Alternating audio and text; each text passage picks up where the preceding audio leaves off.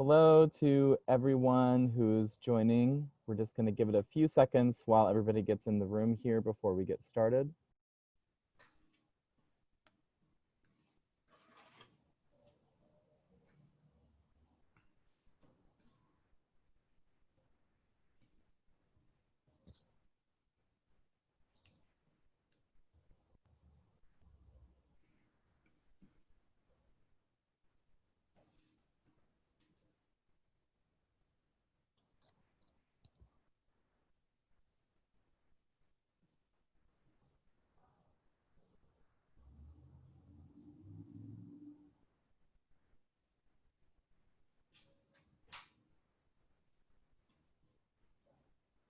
Okay.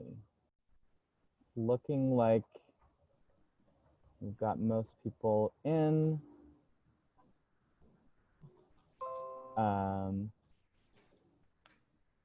Yeah, so we'll go ahead and get started. I'm sure there will be some late arrivals, but they can catch up as we go.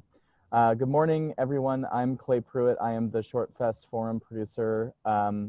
I say good morning because I'm in Los Angeles, but I know many of you are joining from all over the world. So good afternoon, good evening, wherever you are.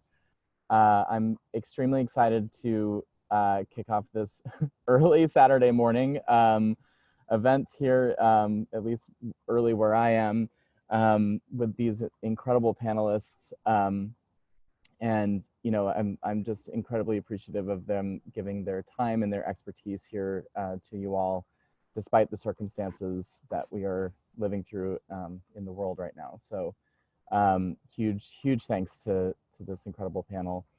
I want to start off by saying, on behalf of the festival, we want to acknowledge the pain and anger we're all feeling right now.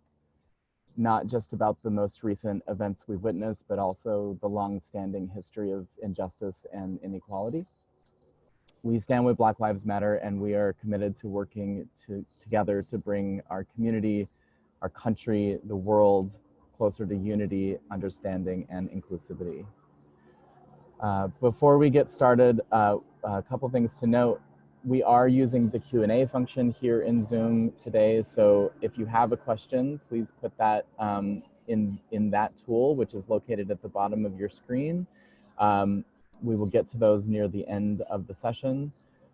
This session is also being closed captioned in English, so if you would like to turn those on, that button is also located at the bottom of your screen.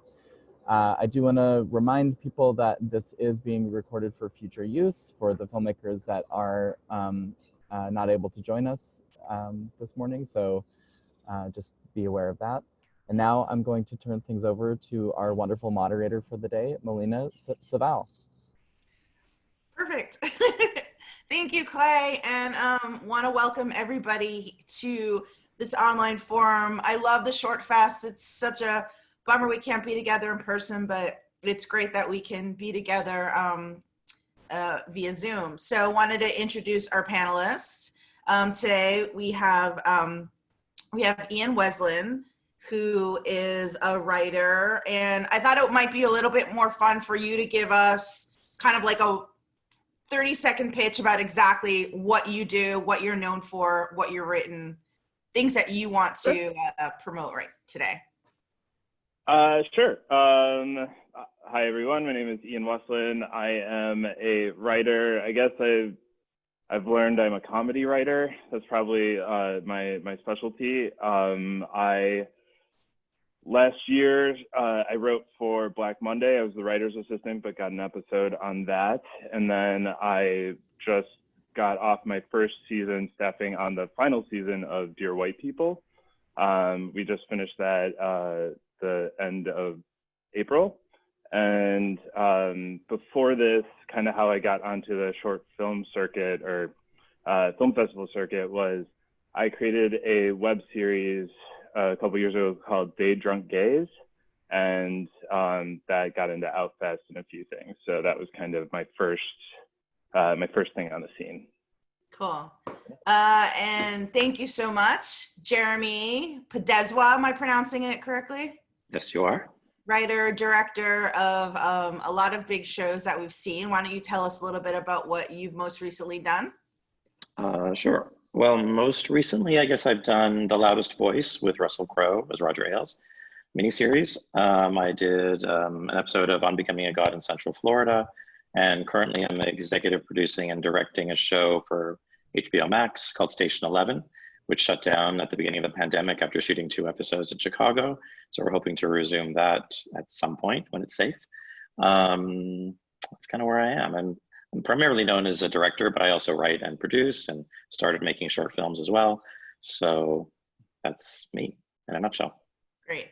Jonathan Tollins, writer producer. Tell us what you've been working on the past year or so, and also feel free to mention, the 1 or 2 credits that you're most proud of.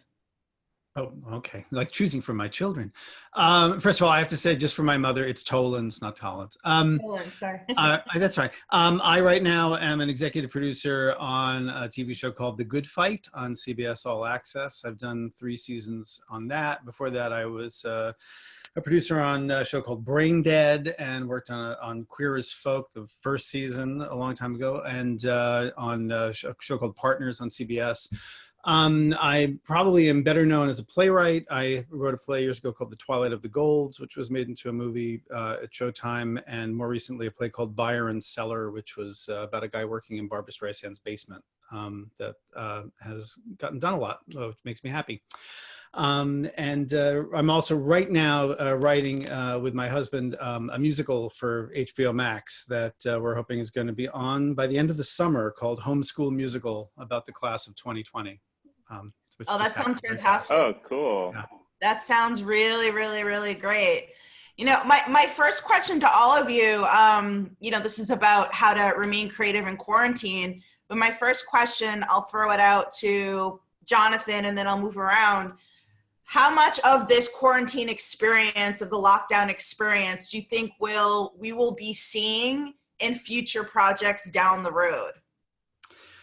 Well, it's tricky. I mean, I think everyone who works on something that's set in period is very happy right now because they don't have to deal with it. The problem is that on the one hand, there's something wonderful that we're all having a very similar experience. So we all, have that connection. On the other hand, we may end up all telling the same story. So it could get old very fast.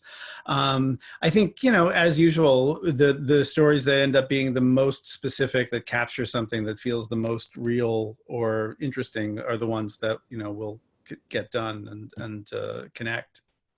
Yeah. Jeremy, what do you think about this? I think it's something I've thought about a lot, actually, primarily because the show that I'm working on, Station 11, happens to be about a pandemic. And it's by complete coincidence. It's based on a novel by Emily St. John Mandel, which is a really beautiful novel about this pandemic that ends up killing 9/10 of the world's population. Thank God we're not there yet. But it's about a very serious situation, but it's not so much about the pandemic. It's more about what happens to life after that. And a lot of it takes place 20 years later, and people have learned different ways of living because all the constructs of society have fallen apart. So there's no internet, and there's travel, no mobility, electricity, and all these kind of things. So it's really about like what is really important in life. What are the things that matter? Is it thinking about the world and how it got to that situation where a pandemic could occur? It doesn't make sense afterwards to go back to the life we had before to create a new kind of life after. And so these are kind of questions we're engaging with in a way. And I think why the show may still be timely is that it's dealing more with the sort of philosophical backbone of what's happening to us, not so much the literary, reality of literal reality of what we're dealing with. So I think, to deal with this situation that we're living through now in a very kind of literal way is difficult, I think. And I remember after 9/11, people didn't want to touch that with a 10-foot pole dramatically. Like it took a while before people wanted to go back and deal with that, thing that was so familiar, but also so tragic. And how do you deal with something like that in a kind of creative way without diminishing what people's experiences actually were of that time or the reality of what happened, for everybody. So I think, I feel similarly that, even though we're all talking about, making sourdough and what we're doing in quarantine and all this kind of stuff, it's like really at the essence of what we're going through is a tragedy. We have, hundreds of thousands of people dying. And I think it's, and also we have an apparatus, we're becoming very aware of political things that are contributing to this. And it's like there's a lot of really heavy stuff that we're grappling with if we really get into what it is, which I think creative people will want. If you're going to explore something, you're going to explore it. And I think it may be too tender, for a little while, I'm hoping, and that there'll be a little more time for some critical distance and people will be able to think about what happened and why, and then maybe people will want to deal with it the way they did with 9/11 later. But I think, yeah, it's a very complicated thing, especially for me, and that in the middle of working on something that is not literally about this, but touches on this in a really kind of very direct way. Yeah, Ian, how about you? Do you think that we'll be seeing this in projects to come? I think it's an ever-changing answer, right? Like if you had asked this question maybe 2 months ago,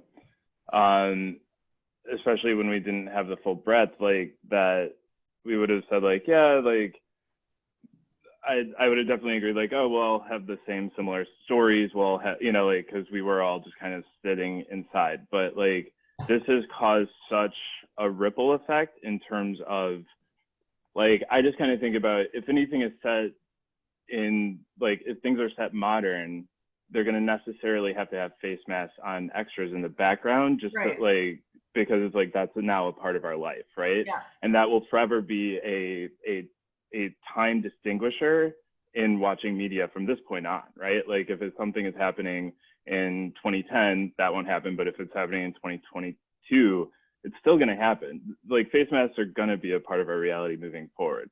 So like that's just a physical manifestation in a way that like you kind of can't compare it to like September 11th, like aside from a New York, like an establishing shot of New York, you're not going to necessarily be like, oh, this is post September 11th unless it's then brought up. So like that in and of itself is interesting to me. But then the ripples that it's having, for instance, like on Dear White People, we finished, I actually was writing my episode the week before everything went to shit in March. I was out of the office the week before there was no more office, right? And so like shit was kind of hitting the fan. We've already been talking, now in light of the protests, in light of the killings, in light of the actual action that has been taking place, right? Like things are starting to move legislatively. Things are starting to move just in terms of the discourse for a show that talks about Black Lives Mattering and all that sort of stuff. We are having trouble not like talking about this, right. It's like necessarily so. So right now we're just trying to figure out, do we try to bargain with Netflix to get 2 more weeks back in the room to just even to digest this in a way to like even have it be like, well, in the midst of it, we can at least start to talk about what this feels like. So to answer your question, I have no idea what it's going to feel like in a month from now. I do know that this is a fundamental demarcation in time. Like there will be things pre-2020 and post-2020. Yeah, I would agree with you. I mean, I would think that even as you're writing things, like what you said really struck me, people wearing masks in the background, because there's going to be so many structural differences that aren't going to end. School, for example, Jonathan, you were talking about, you're working on this musical, there's a good chance that for many children, they'll be going back to school part-time in person, part-time at home. People are literally just, I know people that, they might not be returned to the office for a year, maybe they're going to be working from home permanently now. So I think that that's really interesting, like these semi-permanent, possibly permanent structural changes will definitely figure into what people are writing, even if they're not writing something focused on the pandemic. So I think you're absolutely right about that. My favorite question to ask writers and creatives is, how have you been structuring your day? I want to hear a little bit. We can start with Jeremy. Now that we're working from home and things are different, we might have more people in the house when we're working. It just occurred to me yesterday as I'm having a hard time finishing a particular article. I'm like, why is this so hard? And I don't know why it took me so many months to figure out. It's because my kids are around me all the time. Like I am starting to miss just like even going to a library and having quiet time. So how are you adjusting, and how have you maybe had to alter your creative process while working in different circumstances? Jeremy, we'll start with you. Well, it's been a huge adjustment for me because, as I said, I was in the middle of a show when this happened. And so I was in that mode of, like producing, directing, planning for shoots that were coming up. And that just stopped dead. And I think because we really, and we still don't really know how or when we're going to go back, but then we really had no idea at all. There wasn't even a conversation about going back. So Yeah. it seemed like this is like a big yawning, future that was unknown. So it's like, okay, well, now what? And I found myself actually at the beginning, it was very difficult to concentrate on. I thought, okay, well, maybe now I'll write, or I'll, Yeah. all the time that I haven't had before, because I've always been going, directing. Now I can, because I also do write, but I haven't had time to write for a very long time.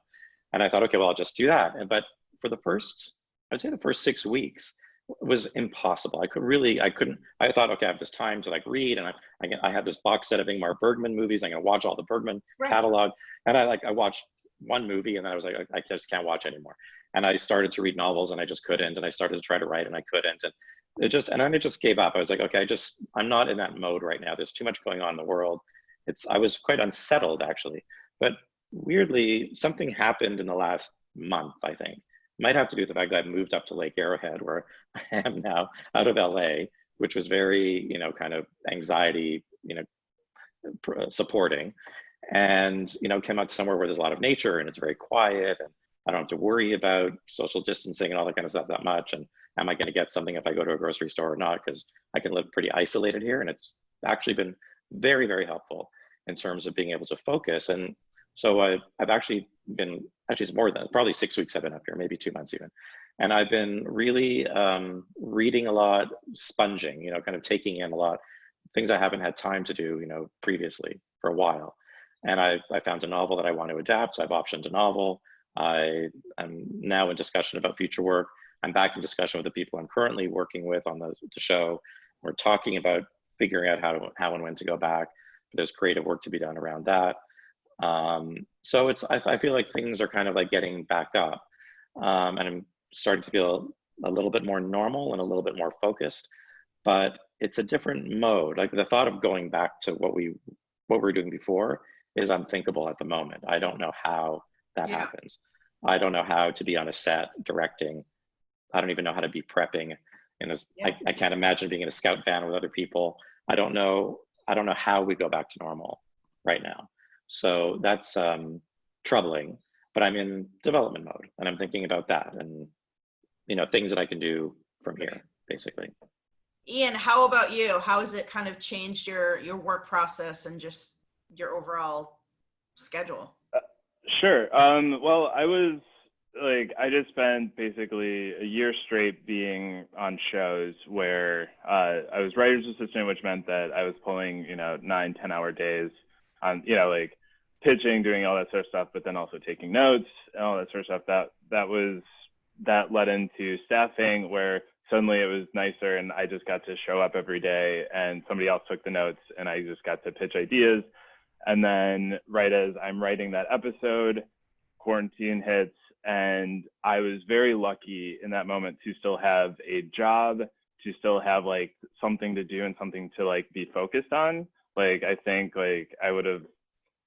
think the mania would have probably started sooner. if I didn't have that, didn't have a very structured need, it's like, oh, whether or not we were going into production, which obviously we weren't anymore, I still had a deadline. We still had the end of the writer's room there. At the end of at the end of April, when the room was over, it was like, oh shit, and so at first I was like, you know what, this is unprecedented times, let yourself just do whatever. And so I took the same time that everybody else did, and I played my first video game. I actually just first video game in 10 years, right? It's just because I don't allow myself video games normally, but this isn't normal time. So I allowed myself that time and space, but in a similar way, it was hard to focus on any sort of thing. I was having trouble watching new narrative even at the time. I could rewatch Rick and Morty. That was about it. Otherwise it was either news or it was just nothing, or video games. So I finally instead of like trying to focus on creating something new, in all the years well before I got the chance to be a writer's assistant, I was just writing scripts the whole time, right? Like nobody was paying me to write, but I was writing. And so I've actually kind of gone back to look at some of those and like to instead like kind of talk about what we're doing. Like, is there a way to update these? Is there a way to focus? And then to the point of this entire forum, right? This is ShortFest. There is no going back to normal. Like there will be whatever's new moving forward, and we will slowly get back into production. But like now is the time to get small little groups together of people that you can all COVID test or whatever and make a short, do something. Cause like we're all sitting around not like, I'm privileged enough now that having staffed and like actually gotten successful in this business that I have my place in LA, and my friends were like, hey, we have a house in Santa Cruz and I can just come. I'm in Santa Cruz right now. I'm privileged enough to do that. But like, let's, take the opportunity that we have, which is time and resources, which is the phone or whatever you're watching us on right now. You can probably go shoot something. So like, I don't know, maybe starting to get more active or just pushing yourself. That's kind of where I'm at right now in my process. Is great. Yeah. No, I want to get back to the idea of short film making, because you brought up a good point, but I want to finish asking Jonathan how your process has changed structurally and your approach to your work now that you know been in quarantine primarily. Right. Well, I've spent my whole life feeling like I'm not making good use of the time I have. That's just, I think, part of being a writer. So, I was in the writer's room on Good Fight. We finished about 2 weeks before everything shut down. And I was looking forward to now having like 5 months of not having to go to an office. I have some other development stuff and a movie thing that I'm writing. And also my kids were going to be away for part of the summer. And I was very much looking forward to it. Yeah. So that all went away. And, I had to change my expectations about, what is going to make me feel okay. My kids not failing out of school and me not forcing people to wait forever on stuff that they're asking for, then I can feel okay. You just have to sort of give yourself a break in a period of time like this. But my experience though has been, I also work in the theater, and I had a lot of, I've been working on a bunch of musicals with different people, and they all come and say, oh, great, you have all this time, you're home. So here are, 1,000 new notes we'd love you to look at, Yeah. And I actually find that I'm grateful for having stuff thrown at me, because it takes me out of thinking, what should I be doing, to just start going down the list of each project and getting up to date on everything I can. I also have found that all those silly productivity techniques that one tries to use have been very helpful to me during this period. I mean, I actually use a thing called a productivity journal, where I actually plan out my day the night before about what are the things I really want to do. Wow. Those Pomodoros. I'm a big believer in the Pomodoro technique. If people don't know what that is, they should look it up. It's just working on one thing in 25-minute chunks, and it's amazing how much you can get done. I try to just live lightly as I can during this period, and feel good about whatever I can do. And I also, always keep that pad next to my bed. So when I wake up in the middle of the night, I actually am, as this experience has gone on, I've been getting more and more interesting ideas. And so I'm hoping to build on those. Cool. I wanted to introduce, we have Amy that's just joined us. But I don't know how to let her know that she's muted. She can hear you. Okay. There you go. Hi, Amy. I was muting on purpose. Okay. So I'm in Colorado. Sorry, I'm using the neighbor's internet. I'm at my sister's house. So I had internet problems. So that's why I'm outside. And there's magpies going crazy right now. So that's why I was muted. Well, welcome aboard. You're an actress, writer, director. Do you want to just give us like the 30-second long line of what you're currently working on? Good God. Well, I have a film coming out in August. August 7th, called She Dies Tomorrow, which I self-financed. It's an independent film. And then I have a deal at FX, so I have a few things in development right now. I'm not really sure if I can talk about that. So I write for TV, and then I also do independent film, and then there's always constantly something, because I'm terrified that nothing will go. So I write like 40 things at once is basically the gist. So. I think, Very cool. Just in terms of productivity and being, prolific, I mean, you've all done so much, but one refrain, a lot of writers, whether they're working on a short film or something larger, there is this thing. I don't really believe in writer's block, more like writer's anxiety, I think. Do any of you, and I think a lot of that can come up if you're in quarantine, working from home, the news is on, you've got a lot of exposure to all the things that are going on in the world that really aren't so inspiring. They're terrifying. So do any of you have maybe tips for writers of the short film genre, whatever genre though, really, how to get past those feelings of like not being able to write anything today, not being able to, make good use of the time? Because I think sometimes having 24 hours where you don't have any structure is terrifyingly scary. So whoever wants to go first, Jonathan, you're nodding your head. Maybe you could. I mean, in terms of writing, I heard someone say once that writing equals ass plus chair. And it's, just forcing yourself to do it, to put yourself in the physical position of doing it. I mean, I always say that it's good you're going to have some days that are productive and some are not. Pay attention to what was going on the days you are productive. What were you doing? What time of day was it? Had you had a good night's sleep? And then see if you can try to recreate those conditions to give yourself the best chance of being productive. I mean, everyone has their own process, and I think you just have to start becoming really aware of your own process and what works best for you. Jeremy, how about you? Do you have any advice? Well, a little, I guess, but I think that, routine is good. I mean, for me as a writer, so I'm actually a director who writes as opposed to like a writer who writes all the time. So for me, when I am writing, routine does help. Like if I just say I'm going to work from 8 to 1 every day, and that's all I'm going to do, and no more, then that works. But I feel like in this time, if there are many times where I just don't feel like doing anything, and I don't beat myself up about that, because there's so much going on, and people do have a lot of anxiety, and there's a lot of bad news. And, I think sometimes you just feel like you need to take a walk, or you need to do something else, and sitting at the desk is not going to do it for you. So I just try not to beat myself up about that.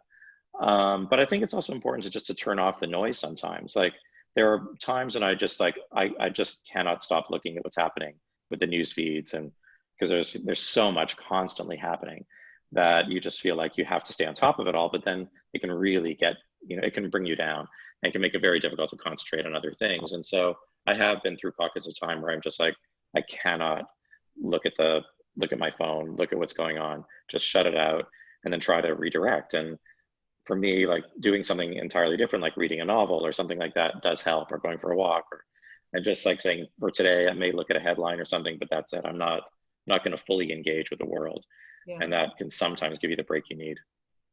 Ian, you're up in Santa Cruz, which is one of my favorite places. I grew up going there. I had family there. So that is such an amazing place to write.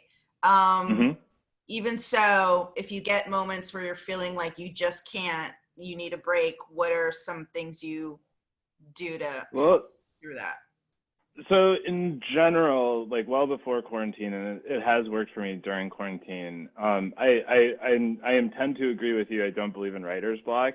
It usually just means you want to write something else, like then you're thinking about something else. And so like I will oftentimes, I kind of merge something I saw in like Stephen King's writer's book with like the artist way, where it's like some days like right away in the morning, just like start writing, but like ask yourself how you're doing. Don't start with like the thing you need to work on or whatever. Just be like, hey Ian, how's it going? And then answer yourself, like start a dialogue with yourself, because like a lot of the times you don't really know how you're doing, and like you just being honest with yourself and just getting whatever the thought is that's blocking the other thoughts, getting that out and just on the page, for me, can be really cathartic, and like can open things up. The other thing, I totally agree with not being hard on yourself in this time. Like this is, you can't be hard on yourself. You should push yourself, but don't be hard on yourself. And part of that is that what are we creating, what are we making something into right now, right? Like up until this point, we've all known, like, or at least had some sort of solid idea about like the world in which the thing we're creating will be like presented into. We don't have that right now, right? Like we don't, like, so, and that kind of ties to, so like, it's okay. Like just, it's okay, you know? Yeah. In terms of short filmmaking, Amy, we'll start with you. So we have a lot of, this is a short film fest, and we have a lot of viewers that they've got maybe one or two short films, and or they want to make another one, and they're trying to figure out, is there a perfect length for a short film? What's the best length that I can create to get the attention, maybe, so that I can be staffed or hired on bigger projects? That's always been something that people have asked me whenever I've been to this fest. Like, you could do a 5-minute film, you could do a 40-minute film, not to necessarily attach a length to a story that, might demand, there's no formula, but at the same time, like, if you want to do a short film right now, what's kind of like something like a good length or kind of scope to aim for, in order to get it out in the world? Oh God. So I should say this, that it's like, whenever I'm on these panels, I'm the worst to be on here because I'm terrible at advice. So, because I just know what works for me, and what worked for me. And I think that's the only thing I can say is I've never quite known, and I still don't know. I'm just going to be honest. I still don't know, even with like the stuff I pitch and with TV and with film, which is why I consistently come back to independent film, so I can make whatever the hell I want, like write whatever I want, direct whatever I want. And so I don't know. I mean, I've never, this is going to sound like I've never gone after short films or films in general, worrying about it being a calling card for me. So I've always just made stuff that I believe are what I want to see. But there might be somebody on here that is better to answer that. Because Yeah. I guess my answer is making, if you're doing it independently, and I think the personal is universal, as opposed to making it for people, is to make something that you feel like it hasn't been told yet, and whatever length that is. Because I feel like, especially now, because the internet and what we're doing right now, it's like length doesn't really matter in like in terms of where it lives on the internet. It's like, it could be 5 minutes, it could be 15 minutes, it can be an hour. It's sort of like people are consuming content in ways that especially now during quarantine, that they haven't been in so long, that like, it doesn't matter if it's 5 minutes or 30 minutes or 45 minutes or an hour and a half, depending on like what space it's going to live on in. I mean, obviously when you're making it feature film, people have like, it's like an 82-minute, some rule that somebody came up with, which is like 82 minutes or whatever. But yeah, I mean, that's my answer. Somebody else probably has a better answer in terms of gearing it towards like the industry. So How about, Jeremy, just because you're primarily, as you keep saying, primarily I'm a director, what about you? Is there any sort of particular length or scope that a short filmmaker should maybe adhere to? No, I think length is the least important thing in a way. I think it's whatever the length is and whatever the form is that kind of expresses your idea and your taste and your aesthetics and, the things that you think about the most. I think what people are looking for when they're looking to engage somebody to bring them onto a project is a sense of someone's individuality and what they will bring to a project that's unique to them. So I think, what Amy was saying about being opposed to calling card films, I've always said that too, because I feel like that's when you're making a calling card film, you're making something to please somebody else, as opposed to something that as its source is about expressing something that you want to express. And I feel like when you do that, like everything that any success I've had is because I've made something on my own that I felt like I need to say this, I have to express this. You have a burning desire to say something, and you have your own, everybody has their own unique way of saying it. And I think people have responded to the individual passionate nature of the work and the specificity of it, as opposed to something that's general or trying to please or fit into a certain something or other. So whether you're trying to fit into a certain programming length or a certain genre, or a style that you think somebody wants to see because that's kind of what seems like the most familiar to them, it's always being true to yourself and trying to be as original and unique and specific as possible is the answer. So there's this great Netflix series called Special that's a 15-minute long series, and it's great at 15 minutes, and other shows are perfect at a half hour. And it doesn't really matter on the other end of the receiving end. They're just looking for how you express yourself. So that's really what it's about. I guess I want to bring up TikTok only because it's been so ubiquitous, and I mean, it's gone beyond just kids, making videos, and then they're adults and parents making videos. It's now being kind of used almost in the corporate structure. Like people are using the TikTok format to literally create like fresh content that, like kind of short, very short films. I don't know if any of you have kind of gotten into that or noticed that. I know like our magazine Variety, like we've now got to deal with TikTok, and we're using it to kind of promote educational videos sort of about journalism. So have any of you, I'm just curious, exposed yourself to TikTok, or have any ideas of how it can be used to maybe get yourself sort of noticed? Because a lot of people are becoming literally kind of famous through their TikTok accounts. And I'm just curious about your thoughts on that. I don't know, Amy, you're nodding, but does anybody else have anything they want to talk about that? Ian, you have any thoughts about that? Well, I mean, I can't speak specifically to my experience on TikTok because I have I haven't dived in the way that everybody that a lot of people have. But I can speak to when there is a new media thing that comes out, there will often be like the 4 or 5 kind of big people that come out of it. I'm thinking of for TikTok right now, like Tabitha Brown. And she just has like she had a soothing voice, right? And that was her thing, and it's amazing. Like, believe me, I love every single one of them. When there is such a thing, it's short form content, the same way that there was Vine or whatever. Like, we will continue to have this stuff. Instagram keeps trying to make IGTV happen. I know that it. Like John Mayer gets a lot of views when he does his thing, but and the versus stuff, there's going to be ways to do that. I think if you are a storyteller, that needs to just be your primary focus.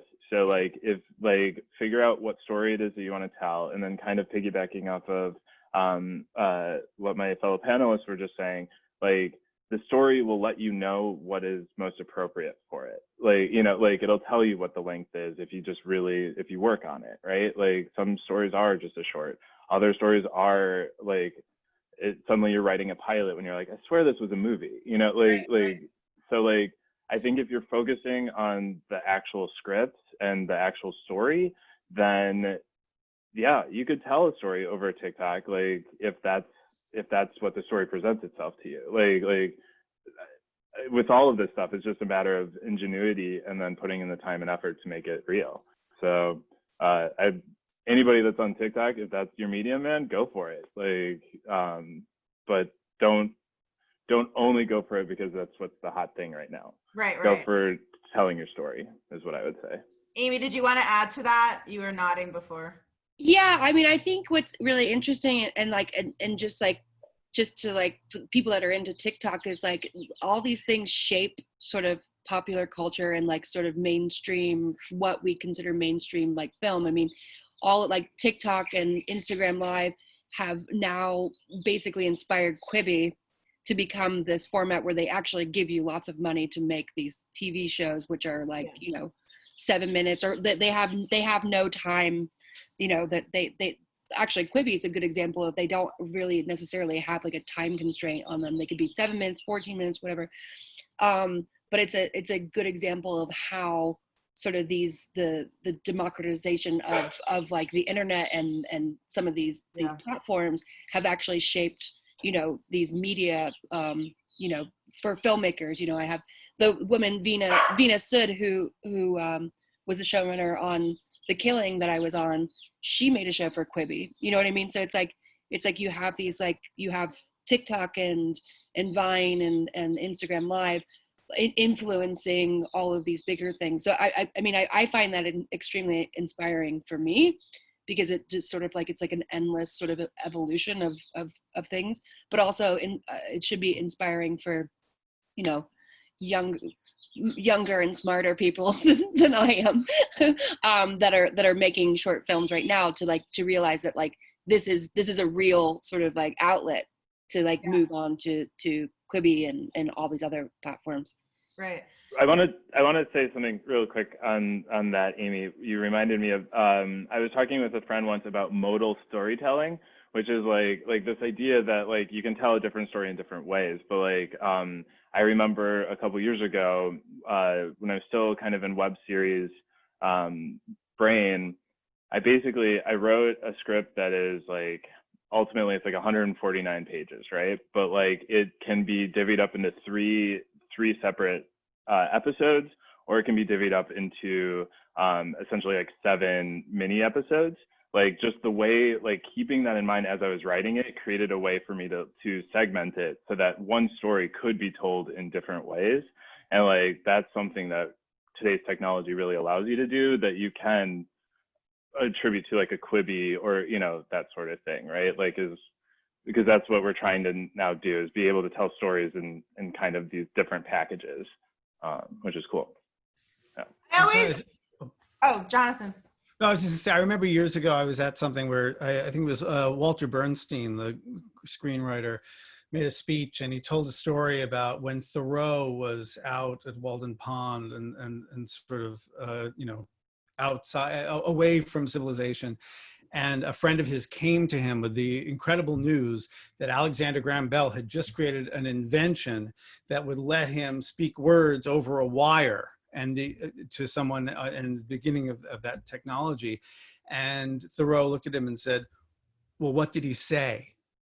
And the point being that like, we're going to keep changing. You know, there's always going to be some new technology, and the content dictates form is a great rule for us. So it's for writers to always think of it. And you know, I think focus on what you've got to say and what your material is, and you'll find the right medium for it.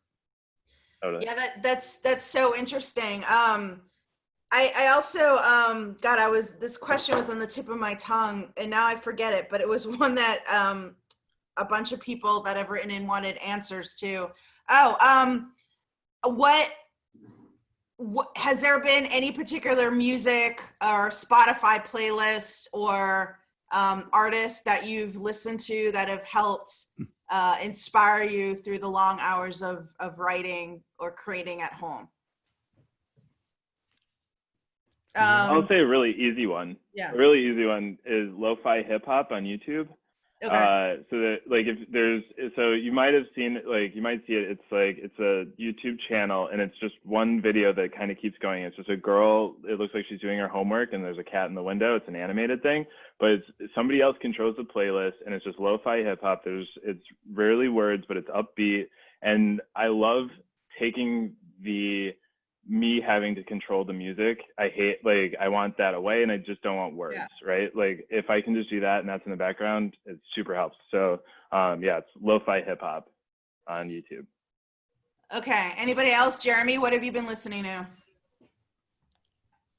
Weirdly, not a lot. Like music hasn't really been the thing for me in this time, but reading has. Like to me, the slower pacing of everything now has allowed me to actually like focus on fiction reading. And that's something that I've really missed for a long time. So I'm voraciously been reading books. What's so the book what's like a book that you have really loved? Oh, there's a book called Homegoing I read that I really loved. Um, there's, oh my God, what am I reading now? A book called Cleanness by Garth Greenwell I read, which I really enjoyed. I'll have to look at my bookshelf. A lot. Cool. Jonathan, do you listen to me? I listen to music while I write, so I need constant Yeah. a soundtrack. So what have you been listening Well, to? I'm a fuddy-duddy and a big classical music person. I'm actually an opera. I'm a panelist on the Met Opera quiz, and so I listen to a lot of opera.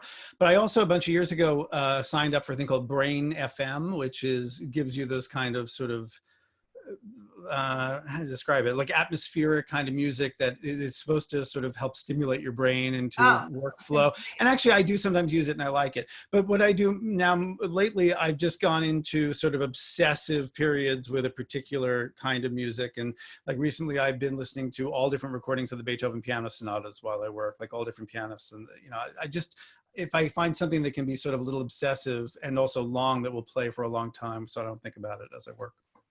Somebody just asked what your favorite opera is. Oh, that again, that's like choosing children. But I usually say Die Meistersingh von Nuremberg.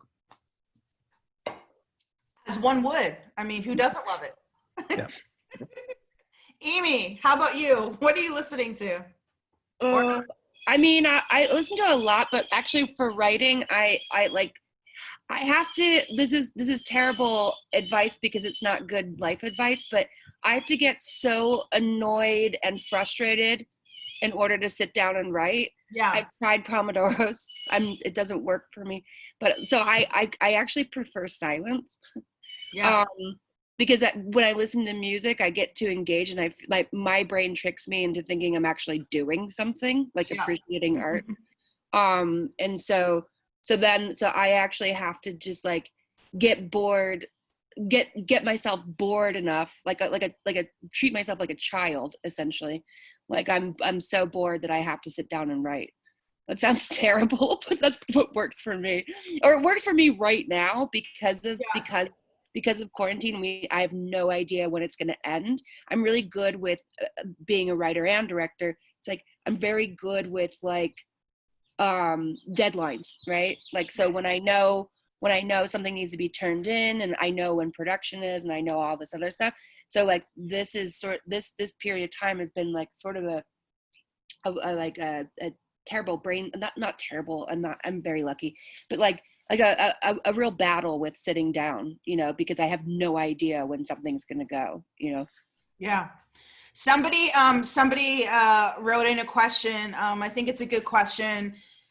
Because we're in quarantine and a lot of, you know, filmmakers really don't have access to anything but their iPhone. And I think it was Ian mentioned, just go out and start making it. But if one were to go out right now and, you know, just film their movie on an iPhone or whatever, will that and maybe not have a lot of editing tools available to them outside of what's on their iPhone? Do you think that the industry will be forgiving of that quality if these are submitted to film festivals later on? Like, will the kind of like low tech aspect of these films be something that is going to be okay? I personally think, of course, but you might have a different sense about that. Well, try to get sound. Like I mean, like the reality is that sound will make or break a thing. Like image quality won't. Like in terms, you know, it can feel like atmosphere, it can feel like whatever if it's image quality. But like if you got an iPhone, get another friend with an iPhone and put that other iPhone, like, you know, where it needs to be to record better audio, like whatever it is, in order to get the good audio. The one thing I've in all my years of production, spend the money on audio. Like, and this is again coming from a place of privilege and like having access to a lot of this stuff after years of working in it. You know, your mileage may vary, but just focus on sound and the rest, and sound and story. Like again, keep focusing on story too. Yeah. Anybody else that'll get you. Jeremy? Well, I think, you know, filming things on a phone isn't something new. Yeah. I think Tangerine, Sean Baker's film, was shot on a phone. So sure, I mean, that's no impediment to stuff being distributed at all. I think, you know, whatever it needs must, right? So whatever your means are, you go out there and you make it happen. Another question that I just got that I want to make sure we can ask: if you wanted to pitch right now to a studio or to somebody, is Zoom an effective way to pitch? Are people still fielding pitches right now? Jonathan, you want to? Yeah, I haven't been pitching so much, but I've had a lot of meetings on stuff that was already happening. But yes, people are doing business, and people are kind of hungry. And I've heard that they are buying a lot of stuff. Now, I don't know how full the pipeline is going to be before things can actually go into production. But yes, and it is difficult. Although I have to say, I live on the East Coast, and so in the past I've had to do a lot of pitching on the phone sometimes, which is really awful. At least Zoom is better than that because you can see the facial expression of the person you're talking to, and you know Right. how things are going over a little bit. Yeah. But yes, it is happening. Anybody else pitching or open to hearing pitches? Is Amy? I laughed. I was like, I'm not somebody that can make anything happen for anyone. I'm just, you know, I mean, I wish I could. There was a point when I got my deal at FX and I thought, oh, I'll just make everyone's dreams happen, but that's not true. So, but no, I mean, yeah, people are pitching. Sorry, these magpies are crazy. They're amazing. I love them. I love all the ambient. They're psychopaths, though. They like kill other birds and like take over their nests and stuff. Anyways, wow. But yeah, Colorado. But yeah, they are taking pitches. I've done them. They're extremely awkward for me. I mean, this is always awkward because it's like, you know, you can't look somebody in the eye.